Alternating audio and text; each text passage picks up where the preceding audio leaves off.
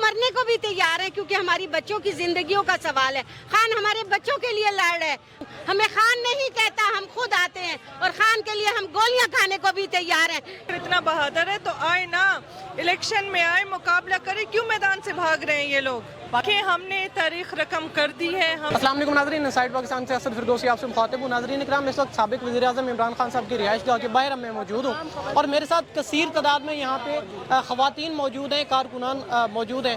ان سے جانے کہ مریم نواز صاحبہ کہتی ہیں کہ جب خان صاحب کو ہم گرفتار کرنے لگتے ہیں تو خان صاحب خواتین کے پیچھے چھپ جاتے ہیں, خواتین کو آگے کر دیتے ہیں. کیا کہنا چاہیں گے؟ بالکل یہ اس کا فضول بیان ہے. میں خان کے کام ورکر ہو کے یہ بات کہہ رہی ہوں کہ آپ یقین مانیں کہ ہم لوگ جب آگے جانے کی, ہم تو مرنے کو بھی تیار ہیں کیونکہ ہماری بچوں کی زندگیوں کا سوال ہے. خان ہمارے بچوں کے لیے لڑ رہے. مریم تو کاسمیٹک سرجری کو چھوڑ اور یہاں آ دیکھ غریب عوام کس طرح بھوک سے مر رہی ہے, اور تو اب تیرے بھائی دو ہٹے کٹے موجود ہیں, اس کے باوجود تو کیوں آگے آ رہی ہے اور تو کیوں آ کے فضول تقریریں کر رہی ہے؟ تیرے باپ کو آنا چاہیے نا. ہمیں خان نہیں کہتا, ہم خود آتے ہیں اور خان کے لیے ہم گولیاں کھانے کو بھی تیار ہیں.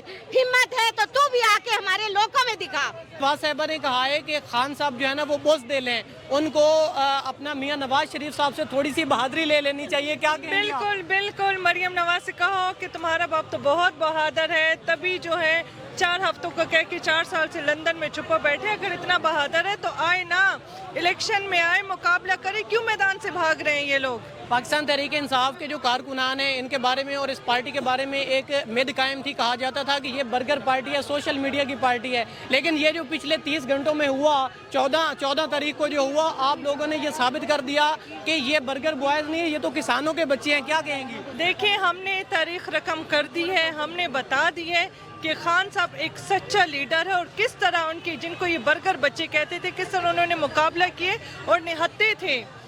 اتنی پولیس آئی, اتنی شیلنگ ہوئی, لیکن آپ دیکھ سکتے ہیں کہ اتنا ٹائم 20 گھنٹے گزرنے کے باوجود نہیں, لگ بھگ 30 گھنٹے ہو گئے. 30 گھنٹے گزرنے کے باوجود 14 مارچ کو یہ پہنچے تھے, 2 سے 3 بجے کے درمیان پہنچے تھے اور 15 مارچ کو لیٹ نائٹ تک آپریشن. بالکل. اور کب آپ نے دیکھا ہوگا کہ کہیں بھی کسی بھی ورکر کے حوصلے جو ہے وہ پست نہیں ہوئے, وہ سیسا پلائی دیوار بن کے کھڑے رہے اور انہوں نے خان صاحب کا مقابلہ کیا.